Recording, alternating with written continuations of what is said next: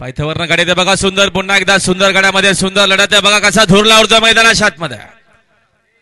लक्ष द्या समोरचे प्रेक्षक जरा आपण मित्रांनो आपण आलो होतो उसाटण्यामध्ये आणि आपले मित्र आहेत सोबत आणि ते एक बैल मालक सुद्धा आहेत. तर त्यांच्याशी आपण चर्चा करणार आहे कारण की उसाटण्यामध्ये त्यांचा आज त्यांचा बैल हा बिनजोडला विन झालेला आहे.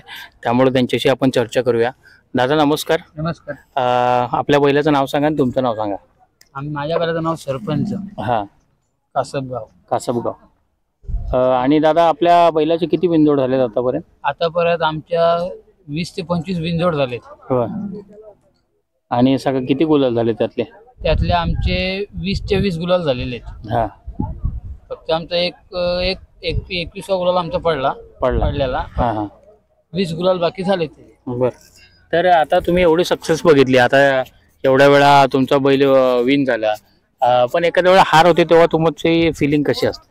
हा, त्या फिलिंगचं काय नाही. जशी आपली गाडी एकाच दिवस हार एकाच जिंक असते. एखादा खेळाडू हारण्यासाठी हारतो, एखादा खेळाडू जिंकतो. बरोबर. त्या खेळाडूंचा शेवटी ते आपले नंदी आहेत. कोण जिंकल कोण हारल त्याचा काय आपण सांगू शकत नाही. बरोबर. म्हणजे आपल्या नशिबात आहे तो आपल्याला भेटणार. तर आता आपला बैल कुठून घेतला होता आपण? हा, मी बैल घेतलेला आमची इथं हाल गाव आहे. हा, इथनं आम्ही घेतलेला. बर. आणि याच्या आधी कोणती कोणती बैल झाले तुमच्याकडे? ह्याच्या अगोदर आमचा स्वतःचा टायगर म्हणून बैल होता, बिनजोडला पालाचा. तो होता. त्यानंतर हा झाला. त्यानंतर आमचा एक पिंट्या म्हणून बैल होता आणि एक वादळ म्हणून बैल होता. बर. ती बैल आमची होती. त्यानंतर हा आमच्याजवळ हा सरपंच बैल आला. टायगर आणि सरपंच ही गाडी आमची 1 वर्ष कुणालाच पडली नव्हती. त्यानंतर तो आम्ही बैल काही कारणास्तव विकला. मग आता दावणीला आपल्या किती बैल आहेत? आता सध्या माझ्या दावणीला सरपंच, शंभू आणि मल्हार होय, अशी बैल आहेत. तर घाटावरती वगैरे कधी बैलांना आपल्या ट्राय केलाय का? घाटावर एक वेळा आमचा पराभव झाला. आम्ही गटाला का बैल आमचा गेला नाही. तर आमचं एक आहे रायगड ठाणा केसरी, शंभू त्याचं नाव. तो एक ठीक आमचा शंभू रायगड ठाणा केसरी आहे. आणि बैलाने आता समजा आता एवढं तुम्ही आता गुलालात आहे, म्हणजे कायमस्वरूपी तुम्ही गुलालात राहिल्यासारखं आहे. एवढ्या शर्यती करणं आणि एवढ्यापैकी सगळ्या विन होणं हे सुद्धा कोणाच्या नशिबी गुलाल येतो, कोणाची येत नाही असं असते. तर तुम्ही बैलाबद्दल काय सांगाल? आता बैल तुमचा एवढं तुमचं नाव 20 शर्यती केल्या, 25 केल्या, 30 केल्या, पण त्याच्याबद्दल तुमची भावना काय? बैलाबद्दल तुमचं मत काय? जसं आम्ही बैल जेव्हा शर्यतीला निघताना बैलाला आणि त्यानंतर आम्ही बैल बाहेर काढतो शर्यतीला. जर तो फ्रेश असला तर बैल आणतो, जर बैल फ्रेश नसला तर आम्ही बैल अड्ड्याला काढत नाही. बरोबर. आणि काय सांगाल की आपला बैल एवढा आपलं नाव करतो, कधी गुलाल आपला पडू देत नाही, प्रत्येक अड्ड्यामध्ये आपला गुलाल करण्याची ताकद ठेवतो, तर म्हणजे त्याला असं तुम्हाला वाटतं की त्याला पण माणसासारखं कळतं, बाबा आपलं बोलणं कळतं त्याला आणि तो त्यानुसार वागतो आपल्याशी, असं वाटतं का तुम्हाला? हो, नक्कीच. कारण की बैल अजूनपर्यंत ज्या दिवशी मी अड्ड्याला आणतो त्या दिवशी ऑलरेडी बैल समजा एकदम शांत असला तर समजा बैल ओके. या बैला ते आमची वैशिष्ट्य आहे. आणि प्रॉपर तुमचं नाव सांगा आणि ऍड्रेस सांगा प्रॉपर गावचा. माझा गाव कासब. मी कासबचा. माझं नाव निखिल आत्माराम पाटील कासब. आमचा जिल्हा रायगड.